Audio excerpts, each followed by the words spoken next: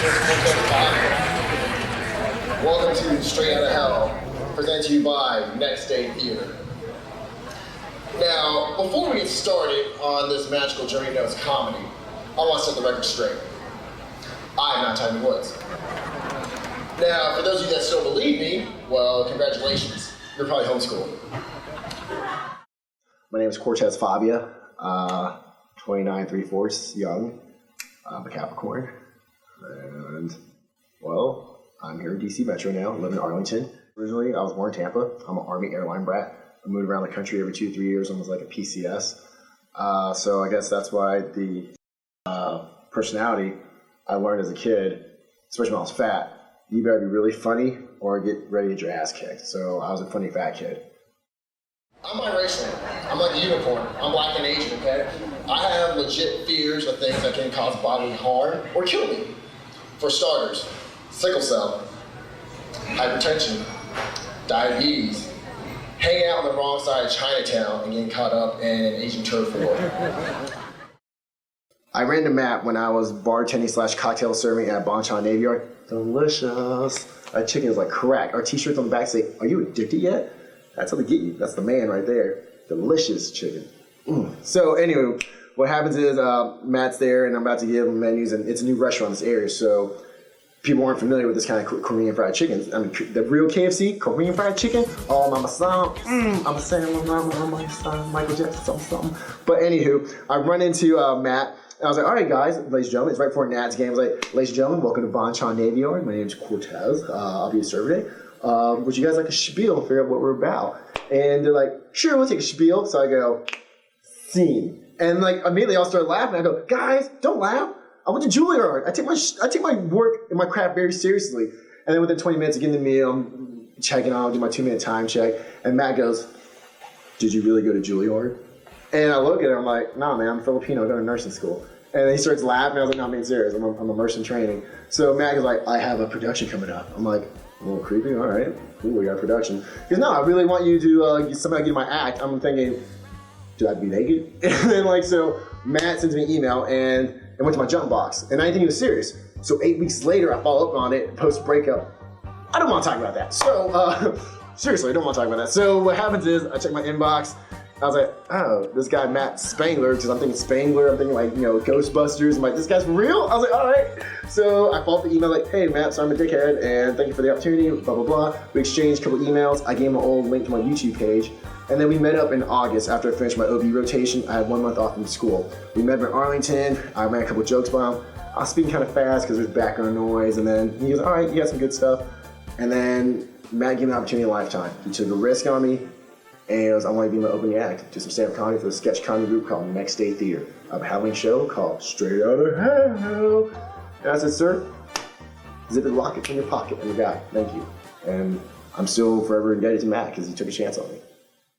My mom likes chocolate, hence why I'm here. I'm like a Hershey Kiss, dipped in soy sauce. Single white females, you can get away with anything, even murder. Look at Laura Bush. Yeah, Laura Bush. She killed somebody in high school. And you know what her punishment was? She became first lady. That's a fact, Google it. I'll tell you who else is dangerous and lethal. Bruce Jenner.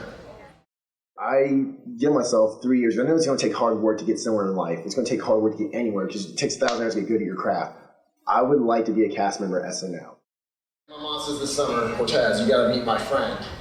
I'm like, you're a friend, okay. And she says, I think you like him. You guys have a lot in common. So automatically I start thinking, okay, well he's either black, or he's Asian, or both. And she keeps going on, no, seriously, I know you don't like one of my boyfriends, but you don't like this guy. You have a lot in common. And finally, I start getting irate with my mom on the phone. I'm like, a lot in common? Well, excuse me, like what? We're both inside you at some point in time? So I'm in my last semester and a half of nursing school. Who's counting? I guess the whole comedy thing and nursing come natural because one, I am half Filipino. That's not a stereotype, it's a fact. We go nursing. That's what we do. It's not punny. But that's a horrible accent. My grandma's going to kill me. So I got inspired by Patch Adams in 7th grade. Robin Williams played a guy going to med school. I want to make the world better and laugh. I look at MASH as a kid a lot. I used to wait for my mom after she works a double shift, and I watch MASH or Baywatch. Either way, there's CPR going on. And that Hawkeye, what an alcoholic, man. When I joined the Army, it was not like that. Go to the desert. What the fuck is near beer? I want to fucking punch the guy who even thought of this stuff. Oh, duels? Oh, fuck you. That's what I want to tell him, dude. And then after a while, after 3 months, it tastes pretty good. But, watching shows like Scrubs got me into, I started thinking allied healthcare, making people laugh. Kind of like this, but I'm not going to be inside them unless it's in here. And, Matt was a cool dude by giving that opportunity to come join his crew for Next Day Theater. And I can't thank him enough because he gave me so much exposure. I'm meeting you now. I feel like I got a new friend here. I mean, you love the artist. And we're Facebook friends. It's pretty serious. You friended me. I was in the lecture. Shh, don't tell Dr. Becker. I was on Facebook, so I listened to MedSearch too. I'm like, cool, Alex. Oh shit, it's him. Except. And then we started learning about herpes. But, when I graduate, I have to take the NCLEX and National Nursing Boards.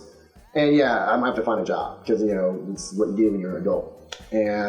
But ideally with comedy, I would like to get to the next level. I want to get some more exposure. I want to make people laugh. And, as a kid, it's one of my dirty little secrets. I always want to be like an MTV VJ or a fat chef on, Food Network hosting a show. Because even in military school, I used to host stuff for the Rappel Tower when we had alumni come through. I just had this natural thing. People said, hey, they get Fabia up there. He's good at this. And he can do it on the fly. And I just want to connect more people, whether I'm a school teacher reaching people at a time, whether I'm a soldier with 1,556 friends at a time defending freedom, or I could save you as a nurse and give you that therapeutic touch so you know something okay.